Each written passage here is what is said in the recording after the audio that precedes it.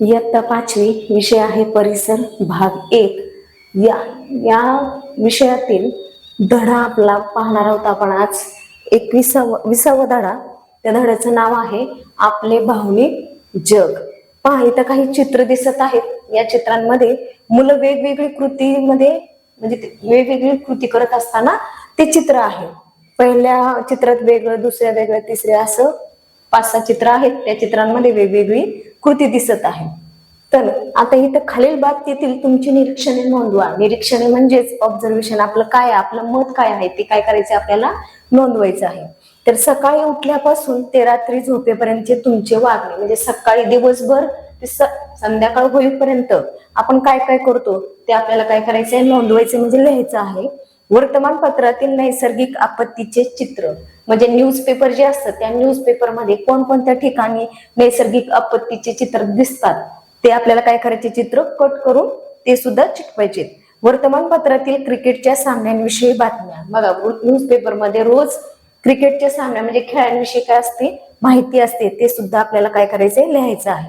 वर्गातील मित्रमैत्रिणींबद्दल येणारा राग. बरोबर, वर्गात असल्यानंतर आपल्याला एकमेकांचा राग हा येत असतोच, तेव्हा मग कोणाविषयी राग आहे ते सुद्धा आपण काय करायचंय, बोलायचे. सर्कशीतील विदूषकांच्या करामती. सर्कस म्हणजेच सर्कस मध्ये विदूषकांच्या करामती म्हणजे काय काय आपण पाहतो सर्कस मध्ये गेल्यानंतर. जोकरची करामत, तो जोकर काय काय जादूगर दाखवतो ते सर्व आपल्याला डिस्कस करायचं म्हणजे बोलायचं आहे. माणसाच्या स्वभावाचे कितीतरी काय असतात, पैलू असतात.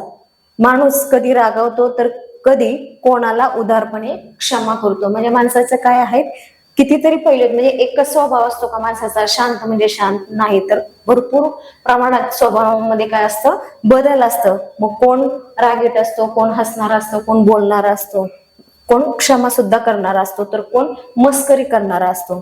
तर कधी कोणाबद्दल प्रेम वाटते, कधी तो फक्त स्वार्थीपणे वागतो, तर प्रसंगी इतरांसाठी त्याग करायला, इतरांना मदत करायलाही पुढे सरसावतो. राग, आनंद, दुःख, मत्सर, नैराश्य, भीती या सगळ्या भावना आहेत.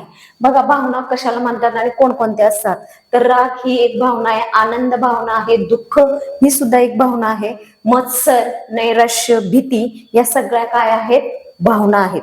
मग त्या सगळ्यांमध्ये असतात. भावनांचा मेळ कसा घालावा. बघा, माणूस विचारक्षम असतो तसाच तो भावनाशील ही असतो. म्हणजे जसा विचार करतो तसं त्याच्या भावना सुद्धा त्या विचारातून आपल्याला दिसून येतात. विचार आणि भावनांचा योग्य तो मेळ आपल्याला घालता आला पाहिजे. कोणी आपल्याला दुखावले की आपल्याला वाईट वाटते, बरोबर आहे, स्वाभाविक आहे की कोणी आपल्याला काहीतरी बोललं की आपल्या मनाला लागतं ते. त्यानंतर आपला स्वभाव हळवा असतो. कोणी रागवलं म्हणून आपल्या डोळ्यात पटकन पाणी सुद्धा येतं, म्हणजे वाईट वाटतं आपल्याला. एखाद्याने चूक केली तर आपल्याला राग येतो, पण किती रागवायची याची मर्यादा कळली पाहिजे, बरोबर आहे. काही जणांच्या हातून चुका पण घडतात, मग तेव्हा आपण रागवायचं, मग त्याचंही काय असलं पाहिजे, प्रमाण असलं पाहिजे, ते बोलण्याची पद्धत असली पाहिजे. म्हणजे विनाकारण कुणावरही राग करायचा नाही. एखादी गोष्ट हवीशी वाटणे हे स्वाभाविक आहे, पण त्यासाठी किती हापापलेपणा करायचा हे कळले पाहिजे. विचारपणाने भावना आवरता येतात, त्यांच्यावर संयम ठेवता येतो. भावनावर अशा रीतीने नियंत्रण ठेवणे, भावनांचा मेळ घालता येणे, त्या योग्य रीतीने व योग्य प्रमाणात व्यक्त करणे याला काय म्हणतात, भावनिक समायोजन. बघा, भावनिक समायोजन म्हणजेच काय की प्रत्येकावरती काय पाहिजे, आपलं नियंत्रण पाहिजे आणि त्या गोष्टी काय प्रमाणातच बोलल्या पाहिजे. म्हणजे आपल्याला राग आला म्हणून काही वाटेल ते बोलायचं नाही, दुसऱ्यांच्या मनाला लागेल असंही बोलायचं नाही, म्हणजेच प्रमाणातच बोललं पाहिजे. त्यांनाच काय म्हणतात की भावनिक समायोजन असे म्हणतात. आता भावनांचा योग्य मेळ घातल्यामुळे आपले व्यक्तिमत्व संतुलित बनते, इतरांना समजून घेण्याची क्षमता वाढते, प्रतिकूल परिस्थितीवर मात करता येते, इतरांना अकारण दोष देणे, त्यांची उणीधुनी काढणे, त्यांचा मत्सर करणे, त्यांचे यश सहन न होणे या दोषांपासून आपली काय होते, सुटका होते. आपण आनंदी राहतो, इतरांशी जुळवून घेण्याची आपली वृत्ती वाढते, आपल्यातील हेकेखोरपणा कमी होतो, म्हणजे हट्टीपणा काय होत असतो, तर कमी होत असतो. म्हणजे काही लोक असं असतात की मला ते पाहिजे म्हणजे पाहिजेच, मग भले त्यांची चुका असो नसो त्यांना ते हवंच असतं. मग ह्या ठिकाणी आपल्याला काय केलं पाहिजे, हट्टीपणा सोडला पाहिजे. बघा, रणजित आणि अभय यांच्यात पहिल्या बाकावर कोण बसणार यावरून वाद आहे, बरोबर. शाळेमध्ये ह्या अशा गोष्टी रोज घडतात. दोघेही खूप रागावले आहेत, एकमेकांचे दप्तर उचलून टाकण्याच्या स्थितीत आहेत. म्हणजे मी पहिला आलो म्हणजे मी पहिला बसताना असे बसण्याच्या जागेवरून काय चालू आहेत, त्या दोघांमध्ये वाद चालू आहेत. कोणामध्ये? रणजित आणि अभय या दोघांमध्ये. आता हेमंतला कबड्डीच्या स्पर्धेत भाग घ्यायचा आहे, पण तो बुजरा आहे, त्याला शिक्षकांना जाऊन सांगायला संकोच वाटतो आहे. बरं, त्याला भाग घ्यायचंय पण आपण जाऊन कसं काय सांगणार शिक्षकांना, म्हणून त्याला संकोच वाटतो. सांगायचं का नाही सांगायचं, पण भाग तर घ्यायचा, अशी त्याची दुविधा स्थिती झाली. निशाची अभ्यासाची वही रेखाने चुकून काय केली, घरी लिहिली. चुकून नेलेले, तिने मुद्दाम नेलेले का नाही, चुकून घाई तिच्या बॅग मध्ये ती वही आली आणि त्यामुळे ती वही कोणासोबत गेली तर निशा सोबत गेली. निशाची वही रेखाने चुकून नेली.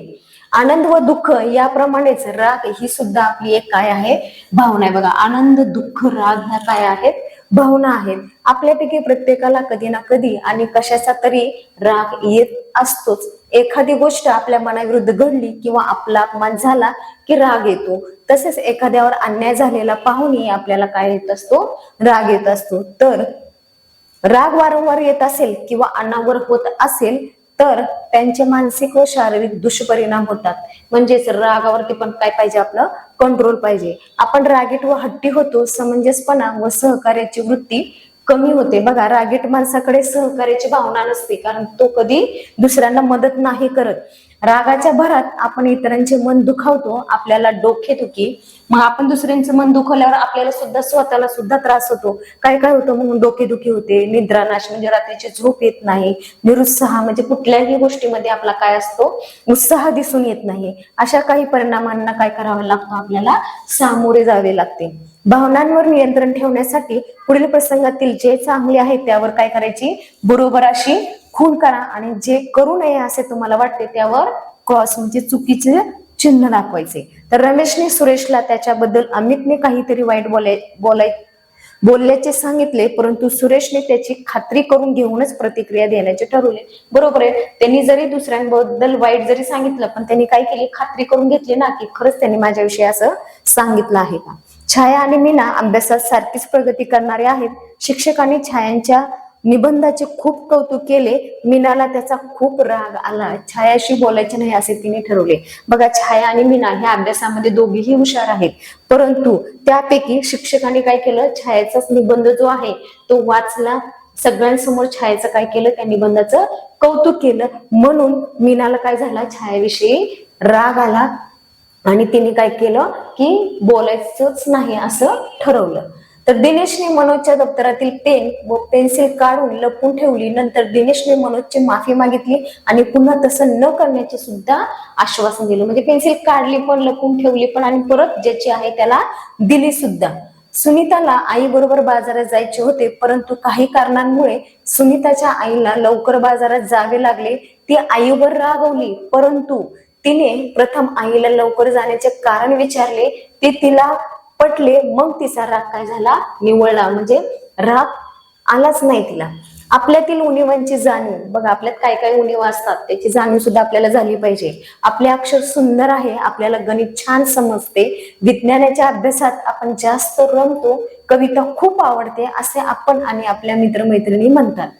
याचा अर्थ आपल्याला आवडीनिवडी, क्षमताही वेगवेगळ्या असतात. म्हणजे प्रत्येकाची आवड निवड वेगळी असते, प्रत्येकाची काम करण्याची क्षमता सुद्धा काय असते, वेगवेगळी असते. आपल्याला आपल्या क्षमता जशा हळूहळू समजायला लागतात तसे आपल्याला काय येत नाही हेही समजू लागते. एखाद्या विषयात, कलेत, खेळात आपण अधिक तरबेज असतो. बघा, काही काही विद्यार्थी अभ्यासात हुशार असतात तर काही खेळामध्ये हुशार असतात, तर दुसऱ्या एखाद्या बाबतीत तेवढी गती नसते. आपल्या क्षमतांबरोबर आपल्यातील उणिवाही माहीत असल्या पाहिजेत, म्हणजेच प्रयत्न करून उणिवांवर काय करता येते, आपल्याला मात करता येते. एखादी गोष्ट येत नाही म्हणून जे येते त्यात प्रावीण्य मिळवण्याकडे दुर्लक्ष करू नये. बघा, आपल्याला एखादी गोष्ट येत नाही म्हणून जे येतं तेही जर नाही केलं तर आपल्याला काय, जे यश प्राप्त होतं तेही यश मिळत नाही. म्हणून जे येतं त्याकडे जास्त लक्ष द्यायचं आणि जे येत नाही त्याचा काय केला पाहिजे, आपण प्रयत्न केला पाहिजे. स्वभाव बदलता येतो. बघा, आपल्यापैकी कोणाचा स्वभाव पूर्णतः चांगला किंवा पूर्णतः वाईट नसतो. म्हणजे कुठलीच व्यक्ती काय असते, पूर्णपणे चांगली किंवा पूर्णपणे वाईट नसते. थोडेही गुण अवगुण हे प्रत्येकात असतात. आपल्याला मित्रमैत्रिणींमध्ये जे चांगले गुण आहेत त्यांचा प्रथम काय करायला पाहिजे, विचार केला पाहिजे. म्हणजेच चांगल्या गुणांचं कौतुक केलं पाहिजे आणि तसेच गुण आपल्या पण अंगी आपण काय केले पाहिजे, बाळगले पाहिजे. उणिवा दूर करण्यासाठी एकमेकांना मदत करावी, आपल्यातील चांगल्या क्षमतांबद्दलही बोलावे, तसेच उणिवांबद्दलही मोकळेपणाने काय केली पाहिजे, आपण चर्चा केली पाहिजे. ते आपल्या काय असतं, फायद्याचं ठरतं. कारण आपण पहा, आपल्या चुका आहेत त्या आपल्याला माहिती असतात पण कमी प्रमाणात असतात. ते जर आपण इतरांबरोबर त्या चर्चेतून व्यक्त केल्या तर आपल्याला अजून काही उणिवा आहेत, ज्या चुका आहेत त्या आपल्याला काय होतात, समजण्यास मदत होते आणि आपण योग्य प्रकारे तो विषय, तो घटक समजून घेऊ शकतो. आपल्या स्वभावातील दोषांची जाणीव झाल्यानंतर ते दोष दूर करण्याचा प्रयत्न केला पाहिजे. म्हणजे दोष आहे, माहिती आहे, सगळं समजलंय, परंतु तो दोष तसाच ठेवायचा आहे का, नाही. मग त्याच्यासाठी काय केलं पाहिजे, तर प्रयत्न केले पाहिजे. मैत्रिणीच्या घोळक्यात नेहा सर्वात जास्त बोलत असे. बघा, 5-7 जणींचा ग्रुप आहे, त्या ग्रुपमध्ये नेहा नावाची जी मुलगी आहे ती काय आहे, सर्वात बोलकी, तिला बोलायला खूप आवडतं. इतर मैत्रिणींना बोलण्याची संधीच मिळत नसल्याने मैत्रिणी तिला काय करतात, टाळू लागतात, तिला सहसा बोलवत नाहीत त्या ग्रुपमध्ये. आणि जरी आली तरी तिचं बोलणं काय करतात, ऐकत नाहीत. तिने प्रथम काही दिवस बोलण्यावर काय केलं, मग संयम ठेवण्याचं ठरवलं. ती म्हणायला लागली, आज आशा केला, उद्या तसं, परवा 3-4 दिवस झाले माझ्यासोबत कुणी चांगलं वागत नाही, मी जे बोलते ते कोण ऐकत नाही, मग मीच काय केलं पाहिजे, स्वतःमध्ये बदल केला पाहिजे. असं ठरवून नेहाने काय केले, बोलण्याचं जे प्रमाण आहे ते काय केलं, तिने कमी कमी करत गेली. जास्त बोलत असेल तर मला थांबवा, असं सुद्धा तिने काय केलं, तिच्या मैत्रिणींना सांगितलं. असे तिने आपणहून मैत्रिणींना सांगितलं. बघा, मैत्रिणींनी तिला सांगितलं का, नाही, पण ती स्वतःहून सांगितलं तिच्यातला दोष. हळूहळू नेहा इतरांचेही बोलणे ऐकून घेऊ लागली व तिने आपला अति बडबडा स्वभाव काय केला, तिने बदलला आणि कमी प्रमाणात ती काय करायला लागली, बोलायला लागली आणि इतरांचंही बोलणं ऐकून घ्यायची तिला सवय लागली. शाळेत जातो असे सांगून शाळेत न जाता मनोज मैदानावर खेळत बसतो, हे योग्य आहे का अयोग्य हे तुम्ही ठरवायचे. बघा, शाळेत जातो म्हणून घरातल्यांना सांगायचं आणि शाळेत काय जायचं नाही, मग मैदानावरती कुठेही खेळत बसायचं, मग हे योग्य आहे का, नाही. म्हणजेच हे काय आहे, विधान अयोग्य आहे. एखाद्याकडून आणलेली कोणतीही वस्तू वेळेत परत न करण्याची सवय असलेल्या तुमच्या मित्रमैत्रिणींना तुम्ही काय सांगाल. बघा, कोणाकडून काहीही वस्तू जर आपल्याला लागत असेल, आपण घेतली असेल, त्या व्यक्तीने आपल्याला मदत केली असेल तर आपण काय केली पाहिजे, वेळेतच त्याला परत केली पाहिजे. म्हणजे पुढे चालून परत जेव्हा आपल्याला वेळ येईल तेव्हा तो व्यक्ती काय करेल, आपल्याला मदत करेल. आपल्या स्वभावातील आपल्याला व इतरांना खटकणारे पैलू प्रयत्नपूर्वक बदलता येतात. ते आपल्या बदलण्याच्या वेळीच प्रयत्न करणे आवश्यक आहे, अन्यथा त्यातून आपल्या व्यक्तिमत्वामध्ये उणिवा राहू शकतात. आता आपण या धड्यांमधून काय शिकलो, बघा, भावना व्यक्त केल्या पाहिजेत, बरोबर आहे. विचार आणि भावनांचा योग्य काय घालता आला पाहिजे, तर मेळ घालता आला पाहिजे. रागावर नियंत्रण ठेवावे, अन्यथा त्याचे अनेक शारीरिक व काय होतात, मानसिक दुष्परिणाम होतात. आपल्यातील क्षमतांबरोबर उणिवांचीही जाणीव असली पाहिजे. आपल्या स्वभावातील उणिवा प्रयत्नांनी बदलतात पण येतात, म्हणून आपण काय केलं पाहिजे, स्वभाव बदलला पाहिजे, हट्टी स्वभाव नसावा. तर या धड्याखाली हे काही प्रश्न आहेत, ते प्रश्न तुम्हाला सोडवायचे आहेत. आता पुढचा धडा आहे 21वा धडा. या धड्याचं नाव आहे कामात व्यस्त आपली अंतेंद्रिये. बघा, कामामध्ये व्यस्त असलेली कोणकोणती असतात, तर बघा, इथे काही चित्र आहे, 2 मुलं आहेत, काय करतात कृती ते पाहूया. बघा, वर्गातील साधारण उंचीच्या विद्यार्थी एवढा लांब व जाड कागद घ्यायचा आहे. हा कागद भिंतीवर पक्का चिकटवा, जेणेकरून तो हलणार नाही. त्यापुढे एका मुलाला काय करायचंय, उभे करा. दुसऱ्या मुलाला त्याच्या शरीराची काय करायला लावायची, बाह्यरेषा कागदावर काढायला सांगायची. आता वर्गातील एका विद्यार्थ्याला शरीराच्या बाह्यरेषेच्या आतील पुढील अंतेंद्रियांची योग्य ठिकाणी दर्शनाला सांगा. म्हणजेच मेंदू कुठे असतो, फुफ्फुसे कुठे असतात, हृदय, जठर, हे जे भाग आहेत ह्या बॉडी पार्ट्स मध्ये कुठे कुठे आहेत ते आपल्याला काय करायचे, ड्रॉ करायचे. आता प्रत्येक इंद्रियांविषयी पुढील गोष्टी आठवा. ते शरीराच्या कोणत्या पोकळीत असते, त्यांचे कार्य कोणते, त्यांचे संरक्षण करणारी हाडे कोणती. तुम्ही पुस्तक वाचत असतानाही तुमच्या शरीरात सुरू असणाऱ्या कोणकोणत्या क्रियांची तुम्हाला जाणीव होते. म्हणजे जेव्हा आपण एखादं पुस्तक वाचतो तर तेव्हा आपल्या बॉडी मधले कुठले कुठले पार्ट कोणकोणते कार्य करतं याची आपल्याला जाणीव होते. आपल्या शरीरात श्वसन, पचन अशा अनेक क्रिया ठराविक इंद्रियांमार्फत सतत चालू असतात. बघा, श्वसन म्हणजे श्वास घेणे, पचन म्हणजे जेवलेलं आपलं जे पचतं अन्न खाल्लेलं, या क्रिया आणि त्या घडवून आणणारी इंद्रिय याविषयी आपण काय करायचं आता या धड्यांमध्ये माहिती घ्यायची. निवांत बसलेल्या स्थितीत एका मिनिटात तुम्ही किती वेळा श्वास घेता? बघा, 1 मिनिटात आपण श्वास किती वेळा घेतो ते घड्याळाच्या मदतीने काय करायचे आपल्याला मोजायचे. बघा, श्वास घेताना आपण काउंट करणार, बरोबर, आणि ते काउंट केलेलं किती टायमिंग मध्ये म्हणजे किती वेळामध्ये आपल्याला तो श्वास घेतो आपण हे सुद्धा आपल्याला ठरवता येतं, सांगता येतं. त्यावरून तुम्ही एका तासात साधारणपणे किती वेळा श्वास घेता ते सांगायचे. बघा, एका मिनिटात किती, मग एका मिनिटांवरून एका तासामध्ये तुम्ही श्वास किती घेता हे आपल्याला कृतीत करून दाखवायचे आणि लिहायचे सुद्धा आहे. श्वसन म्हणजे श्वास घेणे.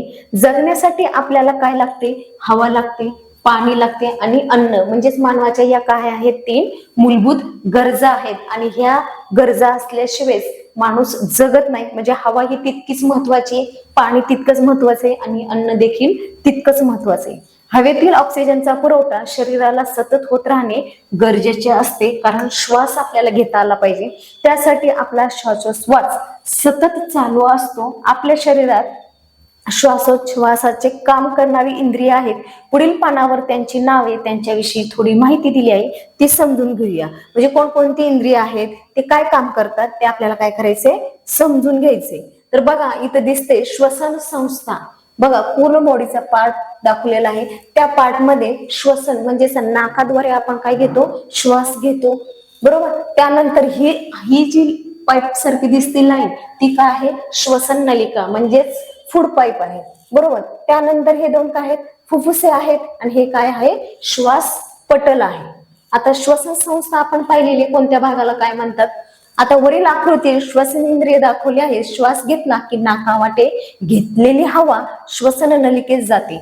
बघा, श्वास घेतल्यानंतर कुठली हवा कुठल्या नलिकेद्वारे जाते? तर नाकाद्वारेच आपण घेतलेले जे श्वास आहे, हवा आहे, ते काय होते, श्वसन नलिकेद्वारे आत जाते. श्वसन नलिकेच्या 2 शाखांमार्फत हवा फुफ्फुसात काय होते, शिरते. बघा, नाकातून घेतलेली हवा इथे काय होते, फुफ्फुसांमध्ये शिरते. फुफ्फुसात या दोन्ही शाखांपासून अनेक शाखा फुटतात. या प्रत्येक शाखेच्या टोकाशी हवेच्या काय असतात, पिशव्या असतात. त्या पिशव्यांना एक नाव दिलेलं आहे. काय म्हणतात त्याला? वायू कोश असे म्हणतात. उरोपोकळी आणि उदर पोकळी. बघा, 2 नावं वेगवेगळी आहेत. ती नावं कोणती? तर उरोपोकळी आणि उदर पोकळी दरम्यान लवचिक पडद्यासारखा अवयव असतो, त्यालाच आपण काय म्हणतो, श्वास पटल असे म्हणतो. आता श्वास पटल व त्याची काय करायची, आपल्याला हालचाल पाहायची. बघा, श्वास पटल म्हणजेच कुठलं, तर इथं दाखवलेलं आहे पहा, हे जे आहे ते काय आहे, श्वास पटल आहे. आता त्याची हालचाल कशी होते, काय आहे बघूया. खालच्या दिशेने सरकते तेव्हा श्वासावाटे हवा नाकावाटे येऊन श्वसन नलिका व तिच्या शाखातून पुढे काय कुठे जाते, ती वायुकोशामध्ये भरते. श्वास पटल वरच्या दिशेने सरकते तेव्हा उच्छ्वासावाटे हवा काय बाहेर टाकली जाते. आता वायूंची देवाणघेवाण. बघा, वायुकोशामध्ये बाहेरील हवा पोचली की हवेतील ऑक्सिजन वायुकोशाच्या भोवताली असलेल्या बारीक सारीक रक्तवाहिन्यांमध्ये जातो आणि रक्तातून शरीराच्या सर्व भागामध्ये काय केलं जातं, वाहून नेलं जातं. आता त्याच वेळी शरीराच्या सर्व भागातून रक्तांबरोबर आलेला कार्बन डायऑक्साईड वायुकोशांमधील हवेत मिसळतो. उच्छ्वासाच्या वेळी तो शरीराबाहेर टाकला जातो. अशा प्रकारे वायुकोशात ऑक्सिजन व कार्बन डायऑक्साईड वायूंची काय होत असते, देवाणघेवाण होत असते. शरीराबाहेर हवेत धूळ व धुराचे कण असू शकतात. तसेच रोगाला कारणीभूत ठरणारे रोगजंतूही असू शकतात. त्यांच्या शरीराला त्रास होऊ शकतो. बघा, प्रदूषणमुळे सुद्धा आपल्याला काय होतो, श्वास घ्यायला त्रास होतो, बरोबर. ध्वनी प्रदूषण सुद्धा चांगलं नाही, कारण त्यामुळे काय होतो, कानाला त्रास होतो.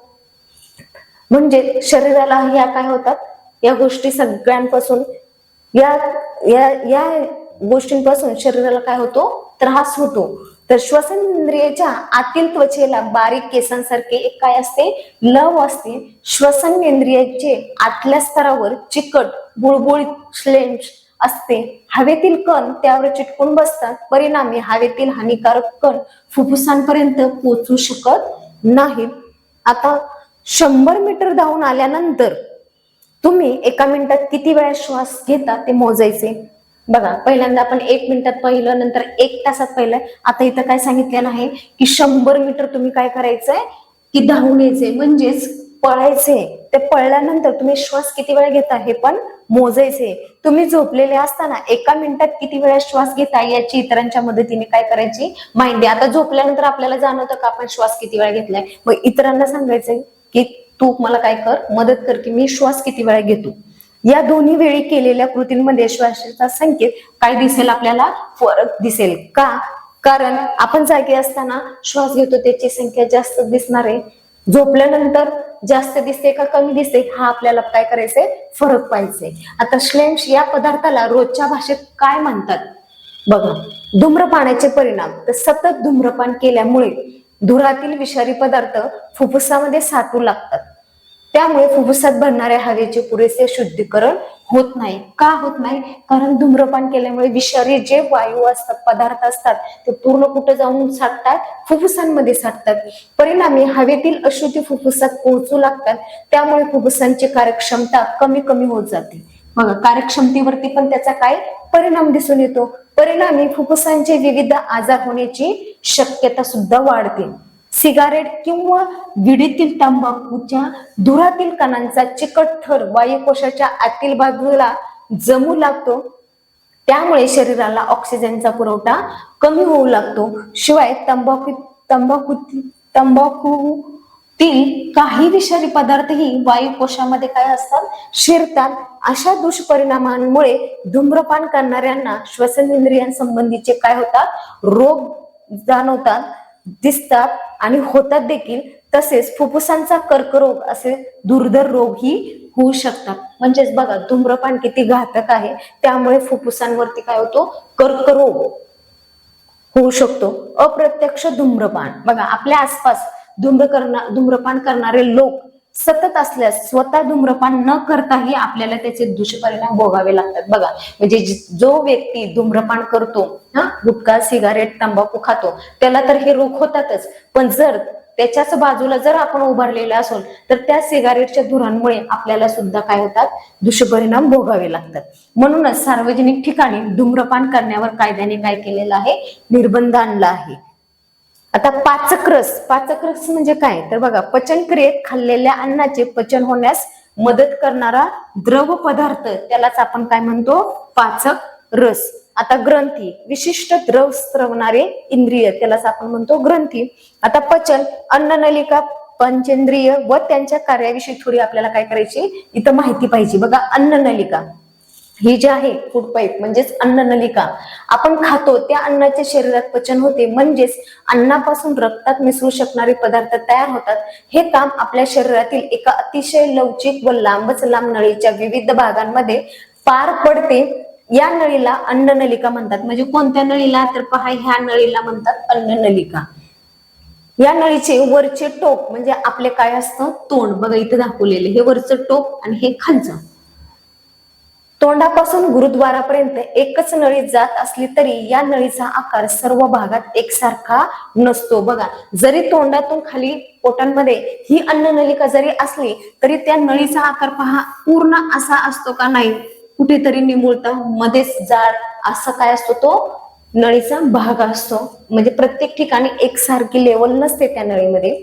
तोंडापासून गुरुद्वारापर्यंत एकच नळी जात असली तरी त्या नळीचा आकार सर्व भागांमध्ये एकसारखा नसतो. अन्ननलिकेच्या वेगवेगळ्या, बघा या डायग्राम मध्ये हे चित्र दाखवलेले पचन संस्थेचं तोंड आहे.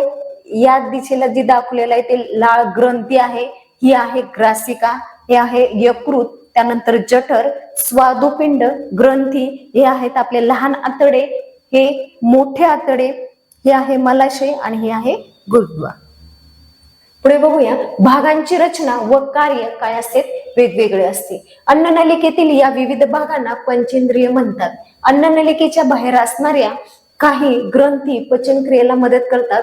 पचनेंद्रिय, अन्न तोंडात घेतल्याबरोबर पचन क्रियेची सुरुवात होते. बरोबर, आपण तोंडामध्ये अन्न घेतलं मग खूप वेळा तसंच बसून राहतो का, नाही, लगेच आपण काय करतो, ते चावण्याची प्रोसिजर करतो. म्हणजेच अन्न चावत बसतो, म्हणजे अन्न चावून झाल्यानंतर परत ते काय करतो आपण गिळतो, मग ते पचन क्रिया चालू होते. तोंडातील दात, जीभ आणि लाळ या सर्वांच्या क्रियांमुळे अन्नाचा गिळता येईल असा ओलसर मऊ गोळा तयार होतो. कशामुळे होतो बघू, तोंडामधील दात, कारण दातानेच आपण ते अन्न काय करतो बारीक करतो, आणि त्यानंतर लाळ यामुळे काय होतो तो ओलसर होतो तो गोळा, आणि तो काय होतो गोळा तयार होतो, तो आपण सहज गिळतो. गिळलेले अन्न ग्रासिकेमार्फत कुठे जाते तर जठरामध्ये जाते. जठर हे पिशवीसारखे इंद्रिय आहे, यात अन्न घुसळले जाते. जठर कशासारखं आहे तर एका पिशवीसारखं आहे, आणि त्यामध्ये अन्न काय होतं घुसळलं जातं.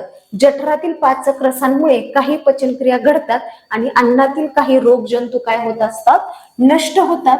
येथे अन्नाचे एका पातळ खिरीसारख्या पदार्थात रूपांतर होते, ते पुढे लहान आतड्यात ढकलले जाते. प्रौढ व्यक्तींमध्ये लहान आतडे सुमारे 7 मीटरचे असते. बघा, प्रौढ व्यक्ती म्हणजे जे वयस्कर असतात त्यांच्या आतड्यांची जी लांबी असते बघा, लहान आतड्यां किती असतात बघा, सुमारे 7 मीटर लांबीचे असतात ते आतडे.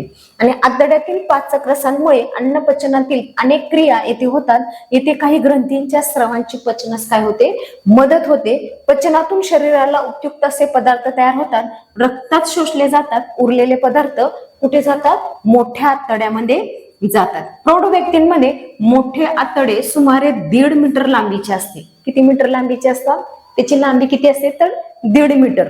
उरलेल्या पदार्थात असलेले बरेचसे पाणी येथे शरीरात शोषले जाते आणि विष्ठा तयार होते, ती मलाशयात जमा होते. मलाशयात विष्ठा म्हणजेच मल काही काळ साठून राहते. नंतर गुरुद्वारातून विष्ठा शरीराबाहेर काय केली जाते टाकली जाते. ही सगळी आपली ही अन्न पचन पंचेंद्रिय कोणकोणत्या इंद्रियांमार्फत आपण खाल्लेलं अन्न कशामार्फत कुठपर्यंत जातं, काय प्रोसिजर होते, हे सर्व इथं सांगितलेलं आहे. अन्न पचनाचे काम होण्यासाठी तसेच अन्न मार्गातून अन्न पुढे पुढे सरकत राहण्यासाठी पुरेशा पाण्याची गरज असते. बघा, फक्त कोरडं अन्न खाऊन आपलं अन्न नलिकेतून खाली जाईल का पोटांमध्ये, नाही, तर त्यासाठी काय लागतं पाणी लागतं. म्हणजे जेवण झालं की आपण लगेच काय करतो पाणी पितो. आपण पुरेसे पाणी प्यायलो नाही तर बद्धकोष्ठतेचा त्रास होऊ शकतो. म्हणून शौचाला जाताना खडा पडतो, तसेच शौचाला नियमितपणेही होत नाही. म्हणजेच आपण नेहमी काय केलं पाहिजे, अन्न कमी खाल्लं पाहिजे, पण पाण्याचा वापर म्हणजे पाणी जास्त प्रमाणात पिलं पाहिजे. शरीरातील इतरही कुठलीच कामे पाण्याशिवाय होऊ शकत नाही. पचनक्रियेत जे पाणी शरीरात शोषले जाते त्या पाण्याचा इतर सर्व कामांसाठी उपयोग होतो. म्हणून पुरेसे पाणी पिणे अत्यंत महत्वाचे आहे. म्हणजे पाणी खूप इम्पॉर्टंट आहे, खूप महत्वाचं आहे. जसं आपल्याला काम करायला पाणी महत्वाचे आहे, तसंच शरीरासाठी सुद्धा पाणी खूप महत्वाचे आहे. अन्ननलिका व श्वसन नलिका या दोन्हींची सुरुवातीची टोके घशात एकमेकांजवळ असतात. गिळलेलं अन्न जेव्हा अन्ननलिकेत जाते तेव्हा श्वसन नलिका काय होते बंद राहते. घाईघाईने अन्न खाताना ते श्वसन नलिकेत जाऊन आपल्याला काय लागतो तेव्हा ठसका लागतो. जेव्हा आपण खातो तेव्हा घाईघाईमध्ये आपण जर अन्न खाल्लं आणि तसंच गिळलं तर आपल्याला पटकन काय लागतो ठसका लागतो. म्हणून अन्न खाताना काय करायचं नाहीये तर घाई करायची नाहीये. तसेच बोलण्याचं काय करायला पाहिजे आपण टाळायला पाहिजे. म्हणजे जेवताना बोलायचं नाही. चांगले दात हवे असल्यास त्यांची नीट काळजी घेणे महत्वाचे असते. तोंडातील प्रत्येक दाताला ॲनिमल नावाच्या पदार्थाचे आवरण असते. बघा, तोंडामध्ये जे दात आहेत त्या दातांना कोणतं आवरण असतं बरं, कोणत्या पदार्थाचं, त्याला एक नाव आहे. तर काय नाव आहे तर ॲनिमल हे एका पदार्थाचं नाव आहे. त्या पदार्थाचं काय असतं त्या दाताला कोटिंग म्हणजेच आवरण असतं. ॲनिमल हा शरीरातील सर्वात काय आहे टणक पदार्थ आहे. त्यामुळे दातांच्या आतील नाजूक भागांचे तो काय करतो रक्षण करतो. परंतु दात नियमितपणे स्वच्छ न केल्यास हे ॲनिमल ही नष्ट होते आणि दात काय होतात कालांतराने किडतात, कीड लागते त्याला. म्हणून ॲनिमल नावाचा हा पदार्थ खूप महत्वाचा आहे दातांसाठी. जेवताना आपण अनेक स्वादांचा आनंद घेत असतो. जिभेने चव व नाकाने पदार्थाचे वास आपल्याला कळतात, परंतु काही वेळा पदार्थाचा वास किंवा चव नेहमीपेक्षा वेगळी असल्याची जाणवते. बघा, एखादा पदार्थ स्वादिष्ट आहे, आपल्याला त्या वासावरून कळतो की कोणता पदार्थ बनवलेला आहे, बरोबर. काही पदार्थ आपण चव घेतल्यानंतर आपल्याला समजतं की त्याची चव काय आहे. तर काही वेळा आपल्याला जिभेने खाल्ल्यानंतर किंवा नाकाने वास घेतला तरीही सुद्धा त्यामध्ये फरक दिसून येतो. म्हणजेच अन्न खराब झाले असल्यामुळे असे होऊ शकते. अशा बदलांकडे लक्ष द्यावे. अन्न खराब झाले असल्यास ते खाण्याचे काय करायचे, आपल्याला टाळायचे. किंवा आपण म्हणतो की अन्न फेकून नाही द्यायचं, म्हणून खराब झालेलं सुद्धा अन्न जर खाल्लं तर आपल्याला काय होतं, पोटदुखीचा त्रास होतो. श्वासोच्छ्वास घडवून आणण्यामध्ये कोणकोणत्या इंद्रियांचा सहभाग असतो? पचन संस्थेमध्ये कोणकोणत्या इंद्रियांचा समावेश असतो? तर बघा, इंद्रिय संस्था अनेक इंद्रिय मिळून श्वासोच्छ्वास घडवून आणतात, हे तुम्ही पाहिलंय. आता यापैकी कुठलेही एक इंद्रिय नीट काम करत नसेल तर श्वासोच्छवासाचे काम पूर्ण होणार नाही. शरीराचे एखादे काम एकत्रितरित्या पूर्ण करणाऱ्या इंद्रियांच्या अशा गटाला आपण काय म्हणतो, इंद्रिय संस्था असे म्हणतो. म्हणून नाक, श्वसन नलिका, फुफ्फुसे आणि श्वासपटल यांना एकत्रितपणे काय म्हणतात, तर श्वसन संस्था असे म्हटले जाते. म्हणजे यामध्ये कुठले कुठले घटक येतात, म्हणजे शरीरातला कुठला कुठला भाग येतो, तर नाक येतं, श्वसन नलिका, फुफ्फुसे आणि श्वासपटल यांनाच आपण काय म्हणतो, श्वसन संस्था असे म्हणतो. पचन संस्थेमध्ये कोणकोणत्या इंद्रियांचा समावेश असतो, तर शरीरातील ऊर्जा, आता हा घटक बघणार आहे आपण, की श्वसन क्रियेमुळे ऑक्सिजन वायू शरीरातील रक्तात येतो आणि शरीराच्या सर्व भागांमध्ये पसरतो. पचनातून तयार झालेले पदार्थही काय होतात, तर रक्तांमध्ये मिसळतात व रक्ताबरोबर ते शरीराच्या सर्व भागांमध्ये पोहोचतात. त्यापैकी काही पदार्थ शरीरासाठी इंधनाचे काम करतात. बघा, हवेतील ऑक्सिजन रक्तांबरोबर शरीराच्या सर्व भागांमध्ये पोहोचला की तेथे पदार्थांच्या ऑक्सिजनच्या मदतीने मंद ज्वलन होते आणि शरीराला ऊर्जा मिळते, एनर्जी मिळते. हीच ऊर्जा शरीराची सर्व कामे होण्यास काय होते, उपयुक्त ठरते. आता रक्ताभिसरण पाहूया आपण. अन्नातील इंधन पदार्थ व हवेतील ऑक्सिजन शरीराच्या सर्व भागात पोहोचवण्याचे काम रक्तवाहिन्यातून सतत वाहत असणारे रक्त, पण रक्त वाहत ठेवण्याचे काम कोण करते? हे काम होण्यासाठी हृदयाचे सतत आकुंचन, शिथिलीकरण होत असते, हे तुम्ही शिकला आहात. हृदयापासून रक्त वाहून येणाऱ्या तसेच फिरून परत हृदयांपर्यंत रक्त आणणाऱ्या रक्तवाहिन्यांचे एक जाळे शरीरभर काय झालेले आहेत, पसरलेले असते. शरीरात रक्त सतत फिरत ठेवण्याच्या क्रियेला आपण काय म्हणतो, रक्ताभिसरण म्हणतो.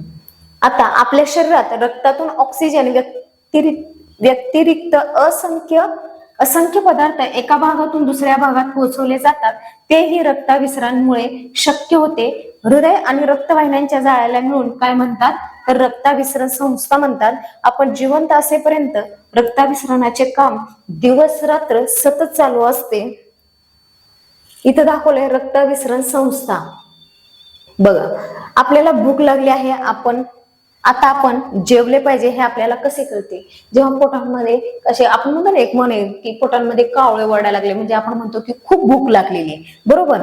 तोंडात अन्न आहे आणि त्याचे पचन होण्यासाठी लाळ स्रवायला हवी, हे लाळ ग्रंथीने कसे कळते? म्हणजे बघा, आपल्याला एखादा पदार्थ खायचंय, बरोबर, त्याचा वास बघितल्याला आपल्या तोंडाला काय होतं, पाणी सुटतं. मग कुठले पदार्थ बघितल्यावर किंवा कुठलं फळ पाहिल्यावर, तर कैरी बघितलं की लगेच तोंडाला पाणी सुटतं. आवळा बघितल्यावर पण सुटतं तोंडाला पाणी, बरोबर. श्वसन संस्था व रक्ताभिसरण संस्थेच्या इंद्रियांची कामे सतत चालू ठेवणे आणि पंचेंद्रियांची कामे योग्य त्या वेळीच होणे, असे अचूक नियोजन कसे होते ते बघूया. आता बघा, चेता संस्था, श्वासपटल, हृदय, पचन संस्था यांची कामे शरीरासाठी इतकी महत्वाची असतात की आपल्या कळत न कळत ती रात्रंदिवस चालू राहायला हवी असतात, बरोबर.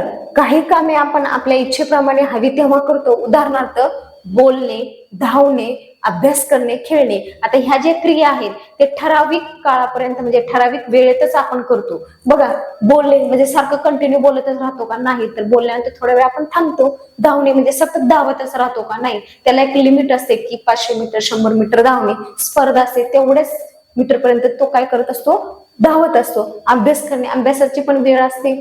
त्यानंतर खेळणे, खेळाची सुद्धा वेळ असते की तेवढ्या वेळेतच आपण खेळून परत घरी येतो. या सर्व प्रकारच्या कामांवर लक्ष ठेवून ती योग्य त्यावेळी योग्य त्या पद्धतीने होतील याची खात्री करणे, याला समन्वय साधणे असे म्हणतात. म्हणजे प्रत्येक कामाचं काय आहे, वेळ ठरलेली असते आणि वेळेतच ते काम करणं योग्य असतं. असा समन्वय साधण्याचे काम मेंदूचे असते. बघा, मेंदू आणि शरीराच्या विविध भागांमध्ये सतत संपर्क असतो. मेंदू हा खूप महत्वाचा भाग आहे. त्यासाठी ते एकमेकांना संदेश वहन करणाऱ्या अनेक तंतूंनी जोडलेले असतात. त्याच तंतूंना किंवा त्यांनाच काय म्हणतो आपण, चेतातंतू असे म्हणतो. मेंदू आणि चेतातंतूचे जाळे यांना एकत्रितपणे काय म्हणतो आपण? चेतासंस्था असे म्हणतो. चेतासंस्था शरीरामध्ये समन्वय राखण्याचे काय करत असते? कार्य करत असते, काम करत असते. आता पुढे बघूया. मद्यपान करण्याचे अनेक विपरीत परिणाम होतात. बरोबर. मद्यपानाचा चेतन संस्थेवर परिणाम होऊन शरीराच्या हालचालीवर ताबा राहत नाही. समन्वय कमी होतो, म्हणून मद्यपान करून वाहने चालवणे धोक्याचे ठरते. दीर्घकाळ मद्यपान केल्याने पंचेंद्रियांच्या आतील स्तरावर व्रण पडतात, तसेच यकृताच्या आणि वृक्काच्या किडनीच्या कार्यांवर गंभीर परिणाम होऊ शकतात. म्हणजेच वाहन चालवताना, ड्रायव्हिंग करताना मद्यपान म्हणजेच दारू प्यायची नाही. दारू पिऊन कधीच वाहन चालवायचं नाही. तर शरीराला ऊर्जा मिळवून देण्याच्या कामात कोणकोणत्या इंद्रिय संस्थांचा सहभाग असतो? तर शरीरातील इतर ज्या संस्था आहेत कोणकोणत्या आहेत? तर श्वसन संस्था, पचन संस्था, रक्ताभिसरण संस्था, या सर्वांमध्ये समन्वय ठेवणारी चेतासंस्था, या संस्थांविषयी या पाठात आपण थोडीशी माहिती घेतली. याशिवायही आपल्या शरीरात अनेक संस्था आहेत. उदाहरणार्थ, शरीराला आकार देणारी, महत्वाच्या इंद्रियांचे रक्षण करणारी अस्थि संस्था, तसेच शरीरात तयार होणारे अनेक टाकाऊ पदार्थ शरीराबाहेर टाकणारी उत्सर्जन संस्था. बघा किती संस्था आहे? श्वसन संस्था, पचन संस्था, रक्ताभिसरण संस्था, त्यानंतर चेता संस्था, उत्सर्जन संस्था, अस्थि संस्था. या सर्व संस्थांची कार्य अत्यंत गुंतागुंतीची असतात. त्याशिवाय याची माहिती असणे आवश्यक आहे. आपल्या शरीरात एखाद्या इंद्रिय संस्थेचे कार्य व्यवस्थित झाले नाही तर इतर इंद्रिय संस्थांवर त्याचा काय होत असतो? तर परिणाम होत असतो. आता आपण या धड्यांमध्ये काय शिकलो बघू. शरीराचे एखादे काम मिळून पूर्ण करणाऱ्या इंद्रियांना एकत्रितपणे काय म्हणतो आपण? इंद्रिय संस्था असे म्हणतो. नाक, श्वसन नलिका, फुफ्फुसे, श्वासपटल मिळून काय तयार होते? तर श्वसन संस्था तयार होते. बघा नाकाचा उल्लेख आला, नाक, श्वसन नलिका आणि फुफ्फुसे म्हणले की लगेच कोणती संस्था असते तिथं? तर श्वसन संस्था बनते. तोंड, ग्रासिका, जठर, लहान आतडे, मोठे आतडे, मलाशय आणि गुरुद्वार, तसेच अन्न नलिकेच्या बाहेर असणाऱ्या काही ग्रंथी यांचा पचन संस्थेमध्ये काय होतो? समावेश होतो. शरीराच्या सर्व कामांमध्ये समन्वय साधण्याचे काम कोण करते? कोणती संस्था करते? तर चेतासंस्था करते. रक्ताभिसरण संस्था, अस्थि संस्था, उत्सर्जन संस्था अशा इतरही इंद्रिय संस्था शरीरात सतत काम करत असतात. निरोगी जीवनासाठी सर्व इंद्रिय संस्थांचे काम सुरळीत चालू राहणे गरजेचे असते. म्हणजेच इथे सर्व प्रकारच्या संस्थांविषयी माहिती दिलेली आहे. आता पुढचा धडा बघूया आपण. 22वा धडा, वाढ आणि व्यक्तिमत्व विकास. म्हणजे बाळाची वाढ कशा प्रकारे होते हे या धड्यांमध्ये सांगितलेलं आहे. तुम्ही बाळ असतानाचे तुमचे कपडे, बूट, चपला तुम्हाला आता वापरता येईल का? नाही, कारण त्यावेळेस काय असतं? त्याची साईज लहान असते. तुमच्या प्रगती पुस्तकावरील तुमच्या विषयीची माहिती वाचा आणि पुढील सारणीतील रकाने भरा. प्रगती पुस्तक म्हणजेच आपलं पास नापास रिपोर्ट कार्ड. बघा, पहिली, दुसरी, तिसरी, चौथी, पाचवी, त्यानंतर उंची आणि वजन. पहिली मध्ये आपलं उंची वजन किती होतं, दुसरी मध्ये किती, तिसरी, म्हणजे जसजशी इयत्ता स्टँडर्ड वाढत गेले तसतशी आपली उंची आणि वजन काय झालेलं आहे? वाढत गेलेलं आहे. आणि हे आपल्याला इथं काय करायचं आहे? तो तक्ता भरायचा आहे. अन्न घेऊन सर्व सजीवांची शारीरिक वाढ होते. बघा, शरीराची वाढ काय अशीच होते का? हवेने होते का? नाही, तर त्यासाठी आपल्याला अन्न खावं लागतं. तसेच आपली ही उंची व वजन जन्मल्यापासून प्रौढांपर्यंत वाढत राहते. जेव्हा आपण जन्म घेतो तेव्हापासून प्रौढ म्हणजे वयस्कर असेपर्यंत काय होतं? आपली ती वाढ चालूच असते. तुमच्या मित्रमैत्रिणींविषयी त्यांच्याविषयी वरील सारणीमध्ये भरलेली माहिती पाहिली तरी असेच दिसेल. काहींच्या आताची उंची व वजन तुमच्या उंची व वजनांपेक्षा जास्त असेल तर काहींची कमी असेल. बरोबर आहे. प्रत्येकांचं वजन, उंची हे काय असते? कमी जास्त असते, एकसारखी नसते. परंतु त्यांच्या स्वतःच्या पहिली, दुसरीतील उंची व वजनांपेक्षा ते जास्तीचं असेल. कारण साधारणपणे 18 वर्षाचे होईपर्यंत सर्व मुलामुलींचे हे वाढीचेच वय असते. म्हणजेच 18 वर्षाचं होईपर्यंत आपलं काय असतं? ते वय वाढत राहतं, वजन वाढतं आणि उंची सुद्धा वाढते. बाळ स्वतःच्या हाताने जेवू शकते का? नाही, कारण त्या बाळ लहान असल्यामुळं त्याच्या आईला त्याला भरवावं लागतं. 2 वर्षाच्या लहान मुलांना कपड्याच्या घड्या घालता येतात का? येईल का? नाही येणार. ही कामे करायला ती केव्हा शिकतात? त्याचं वय वाढल्यानंतरच त्या कामाच्या योग्य असेल तरच तो ते काम करू शकेल. पुढे दिलेल्या यादीतील तुम्ही कोणत्या गोष्टी करायला शिकला आहात, अजून कोणत्या शिकायच्या आहेत, यादीत नाहीत पण तुम्हाला ते येतात अशा कोणत्या गोष्टी आहेत?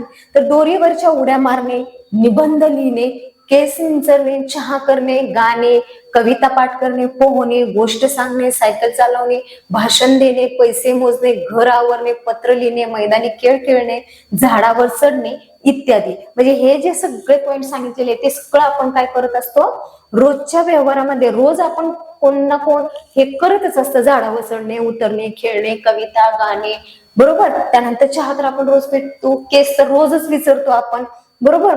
दोरीवरच्या उड्या मारतच असतो. म्हणजेच ह्या सगळ्या गोष्टी आपण करत असतो.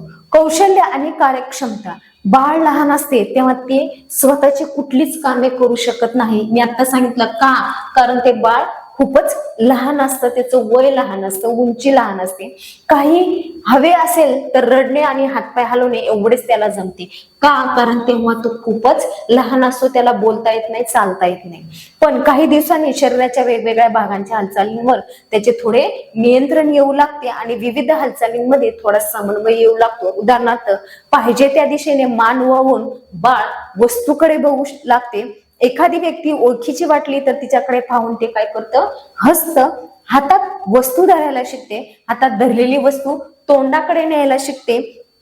कोणीही न शिकवता हालचालींवर नियंत्रण आणि समन्वय वाढला की आणखीही काही कामे तो आपोआप करू लागते. बघा, आपण लहान बाळाला सांगतो का हे धर आणि तोंडात घाल, नाही. तो सुरुवातीला काय करतं, तो ती वस्तू बघायला शिकतं, बघितल्यानंतर हातात धरतं, हातात धरल्यानंतर ती तोंडामध्ये घालतं. म्हणजे त्याला आपल्याला शिकवावं लागतं का, नाही, त्याच्या नकळत ते शिकून जातं.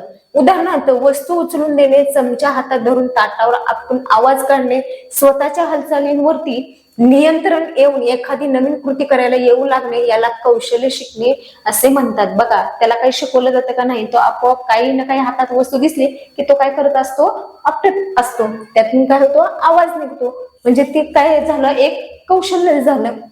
बाळ पहिल्या वेळी आईला किंवा वडिलांना पाहून आई किंवा बाबा म्हणते किंवा आधार न घेता पहिले पाऊल टाकते, तेव्हा सर्वांना काय वाटते, तेव्हा काय करतात. आपलं एक लहान बाळ आहे, ते कालांतरानंतर पाऊल टाकायला लागलं, म्हणजे चालायला लागलं, तेव्हा आपल्याला आनंद होतो की आपलं बाळ चालायला लागलं असं आपण म्हणतो. विविध कौशल्य शिकताना स्वतः बाळाला व इतरांनाही आनंद होतो. ते बाळाचे काय करत असतात, मग नेहमी सारखं काही ना काही बदल दिसला की बाळ खूप हुशार आहे असं म्हणून काय करतात, कौतुक करतात.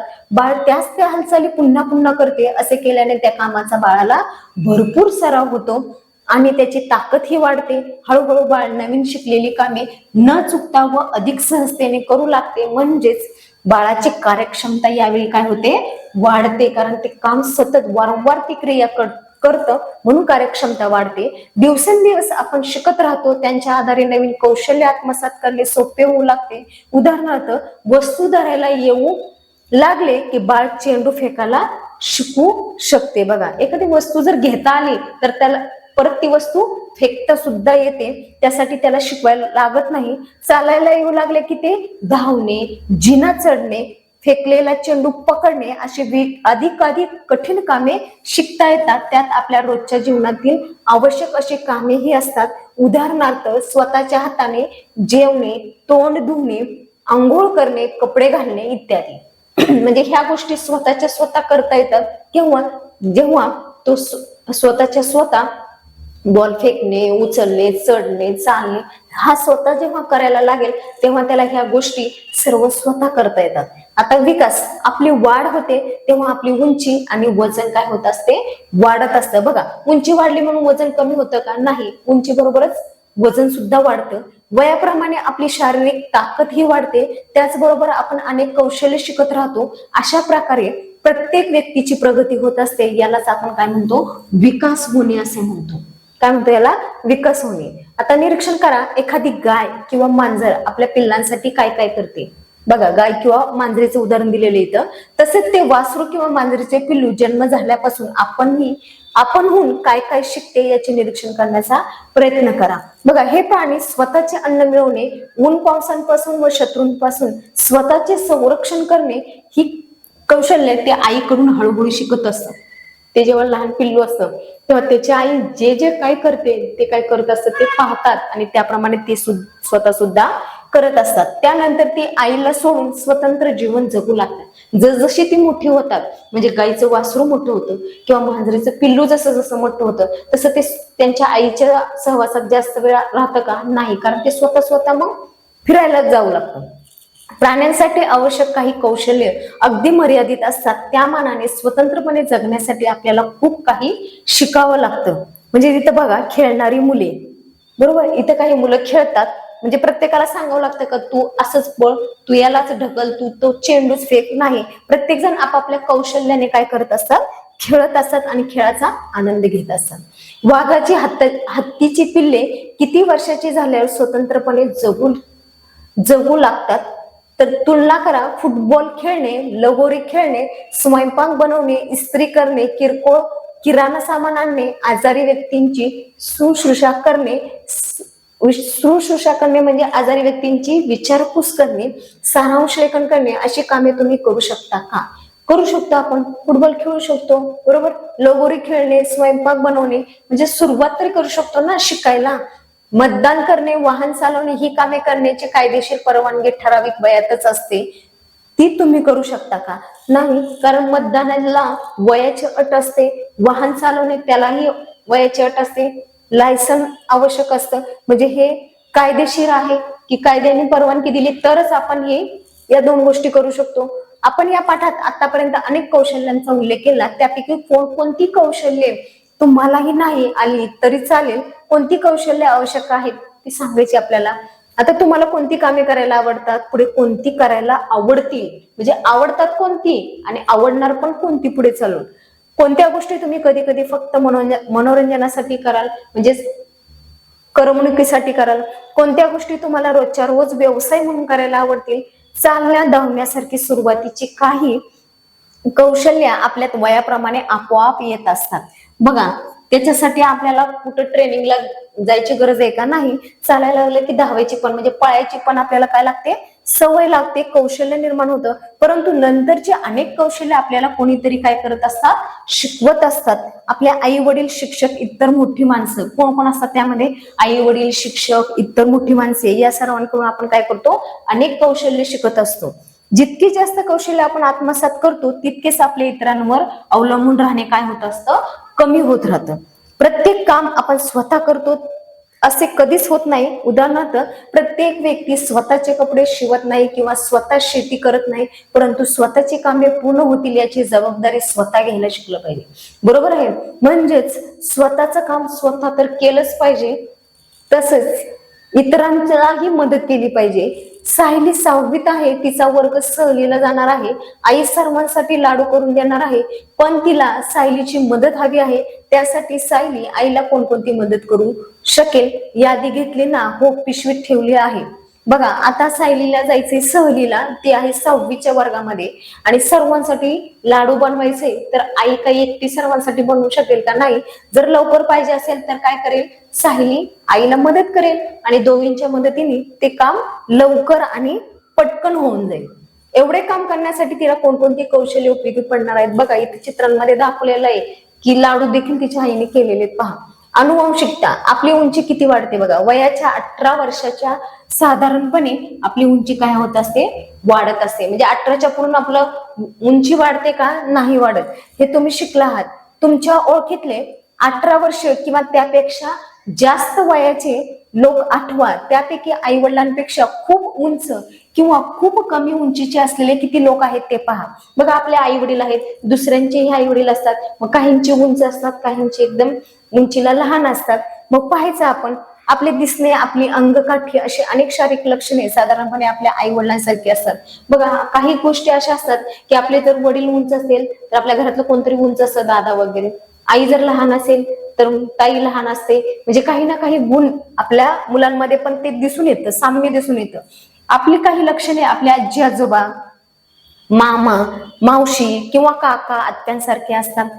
बरोबर? म्हणून कित्येक वेळा त्यांना ओळखणारे पण पूर्वी आपल्याला कधीही न भेटलेले लोक अशा साम्यांवरून आपल्याला काय करतात? ओळखतात. आपल्याला म्हणतात की हा, बरोबर, तू याचाच मुलगा का? तू त्याचाच मुलगा का? बरोबर, सेम टू सेम दिसतात, चेहरेपट्टी सारखी, असे आपल्याला बघितलं की लोक म्हणतात. आपल्या कुटुंबियांसारखी आपल्यामध्ये जन्मताच अनेक लक्षणे येणे याला काय म्हणतात? अनुवंशिकता म्हणतात. बरोबर, एखादं काम केलं आपण म्हणतो हा बरोबर, वळणाचं पाणी वळणाला जाणार, म्हणजे ते सुद्धा असंच करतात, तू पण तसंच करतोस. म्हणजे अनुवंशिकता असते एकेका व्यक्तींमध्ये. आपली अनेक लक्षणे आपल्या नातेवाईकांसारखी असली तरी जन्मतः आपल्यामध्ये कोणती लक्षणे अनुवंशिकतेने येतील आणि कोणती येणार नाहीत यावर कोणाचेही नियंत्रण नसते. एका कारखानदाराने खूप मेहनतीने आपला व्यवसाय वाढवला होता. त्याचे 3 सहाय्यक होते. आपण थकलो की हा कारखाना सांभाळायला कोणाकडे द्यावा हे ठरवण्यासाठी त्यांनी एक काय केलं, प्रयोग करण्याचं ठरवलं. त्यासाठी त्याने प्रत्येकाला किती रुपये दिले बघा, 5 लाख रुपये दिले आणि रकमेचे त्यांना पाहिजे ते करण्यास सांगितले. एका वर्षानंतर कारखानदाराने तिघांनाही परत काय केलं, बोलावून घेतलं आणि त्यांना त्या पैशाचे काय केले असं त्यांनी विचारलं. म्हणजे प्रत्येकाला 5 लाख दिले होते, त्या 5 लाखाचं तुम्ही काय केलं असं त्यांनी विचारलं. पहिला सहाय्यक म्हणजे पहिला व्यक्ती म्हणाला, तुम्ही दिलेले पैसे मी अगदी सुरक्षित ठेवले आहेत, माझ्याशिवाय ते कोणाच्या हाती लागू शकणार नाही. तुम्ही म्हणाल तेव्हा ते तुम्हाला मी काय करून देईल, आणून देईल. म्हणजे त्यांनी जे 5 लाख रुपये दिले होते त्या व्यक्तीने काय केले, आहेत तसेच ठेवून दिले, त्याच्यावर काहीच काम केलं नाही त्यांनी. आणि तुम्हाला जेव्हा पाहिजे तेव्हा मी ते काय करेल, आणून देईल असं देखील सांगितलं. म्हणजे सुरक्षित ठेवले ते. बघा, दुसरा सहाय्यक म्हणजे हा, आपण वर्षातून एकदा आपल्या कामगारांना बोनस देतो, या वेळेला मी सर्वांना दुप्पट बोनस दिला आणि मेजवानी ही दिली. आपले सर्व कामगार खूप खुश झाले. माझ्याकडचे पैसे मी असे सत्कारणी लावले. म्हणजे त्याला जे 5 लाख दिले होते त्यांनी काय केले, इतर लोकांना काम केल्याबद्दल त्यांनी काय केलं, बोनस म्हणून ते पैशांचा वापर केला. असं केलंय म्हणून या दुसऱ्या सहाय्यक या व्यक्तीने सांगितलं. म्हणजे दुप्पट बोनस आणि कामगारांना त्यांनी काय दिली, मेजवानी म्हणजे जेवण त्यांनी दिलं. तिसरा सहाय्यक म्हणाला, तुम्ही दिलेल्या पैशातून मी एक अधिक चांगले मशीन आणले, त्यामुळे आपले उत्पादन 5 पटीने वाढले, शिवाय उत्पादनाचा दर्जा सुधारला, म्हणून त्याला खूप मोठी मागणी येते. म्हणजे त्याने एक मशीन आणलं. तर 7-8 महिन्यातच जवळजवळ 25 लाख रुपये फायदा झाला. बघा, पहिल्यांदा सुरुवातीला किती दिले होते त्याला, तर 5 लाख दिले होते. आता त्या 5 लाखाचे किती झाले बघा, 25 लाख झाले. म्हणजे इथं फायदा झाला, ते पैसे दुप्पट झाले. बरोबर, दुप्पट तिप्पट वाढले ना ते पैसे, 5 लाखाचे 25 लाख झाले. म्हणजे फायदा झाला. मजुरांना कॅन्टीनची गरज होती म्हणून 10 लाख रुपये वापरून मी कॅन्टीन बांधले. म्हणजे 5 लाख रुपये त्यांनी दिले भांडवल म्हणून. आणि त्या भांडवलातून त्यांनी काही काय केलं आणि कोणकोणती कामगारांची गरज भागवली तेही ते सांगितले. 10 लाख रुपये वापरून कॅन्टीन बांधलं. 5 लाख रुपये आपल्या कारखान्याच्या कामगार कल्याण निधीत टाकले. जुने मशीन लवकरच बदलावे लागणार आहे, शेवटचे 10 लाख रुपये त्यासाठी वापरावे असा विचार आहे. म्हणजे त्यांनी योग्य उपयोग केला. कारखानदाराने कोणाला आपला वारस केले हे तुम्ही ओळखले असेलच. यातूनच आपल्याला तात्पर्य समजलं असेल की पैसे जर असतील तर त्या पैशाची वाढ झाली पाहिजे, असं काहीतरी काम केलं पाहिजे. चांगला विकास होण्यासाठी अनेक कौशल्य शिकण्याच्या क्षमता आपल्याकडे अनुवंशिकतेने येतात. वाढीचे वय म्हणजे स्वतःच्या क्षमता ओळखण्याची आणि कौशल्य विकसित करण्याची संधी असते. कौशल्याच्या आधारे स्वतंत्रपणे उपयोगी आणि समृद्ध जीवन जगण्याची तयारी होते. म्हणजेच कौशल्य आपल्या शरीरात पाहिजे, आपल्यात पाहिजे, आपण बोललं पाहिजे.